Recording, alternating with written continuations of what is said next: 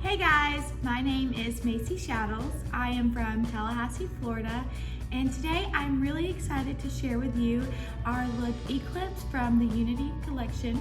This look was created by mob educator Emily at Emily Paints Hair on Instagram. I love this technique because this is something very good for clients who want a super lived in, keeping a lot of their natural depth, but still have those ribbons of blonde.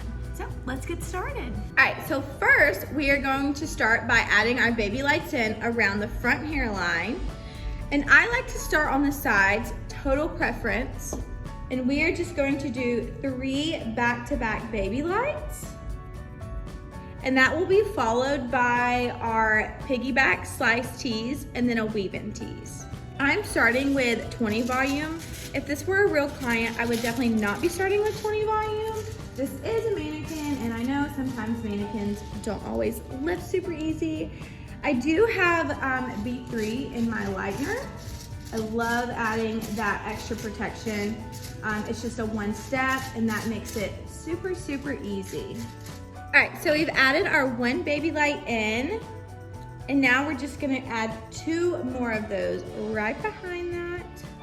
Again, these are super thin. And as I'm doing these baby lights, I do not want to touch up here because if you're touching horizontally at the top of the foil, it will probably just add too much product and you might end up with a bleeder. So what I like to do is I like to just take my brush at a slight diagonal and just kind of feather that up. I always add B3 into my lightener. I feel that it gives the extra protection and it is just a 1 step. You just put it in your toner, your lightener, your color, and it is definitely gonna add all that extra protection in.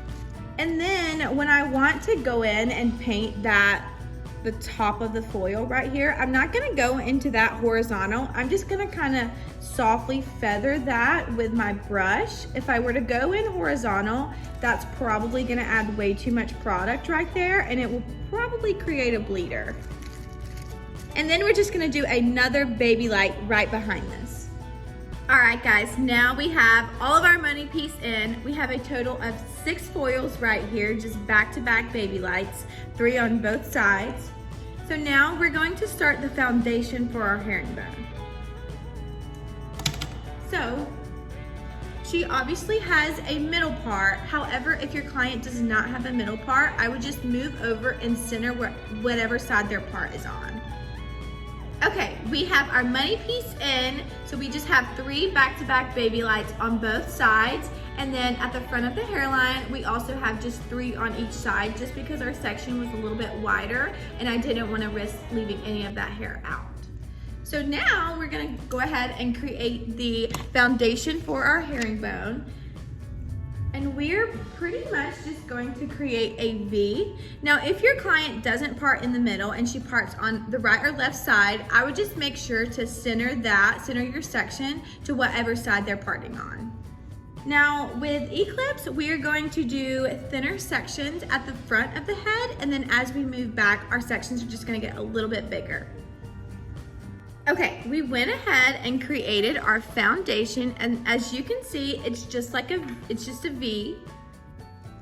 And what the purpose this is going to serve is it's gonna be our depth right behind our money piece. And then all throughout this section, we are just going to slice tees. Again, those sections will get bigger as we move backwards, but you're gonna start really thin. Painting my foil so that the hair will stick a little bit better. And then we're just going to fully saturate this section. Beautiful, and now we're gonna do the same thing on the other side. We already have the foundation for our herringbone. Now we're just gonna go in and continue that all throughout this mohawk section.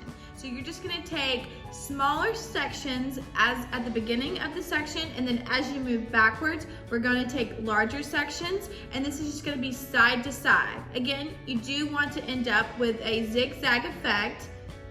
So let's go ahead and get started with that. And then we are just going to be slice teasing up top. Let's do a textural weave and tease. The purpose of this is to give it a very blended and soft look. And now she's gonna process and we will be right back to do the perfect root shadow. So I actually just decided to use Fanola on her. I'm really happy with the tone and how it came out. This look is super blended.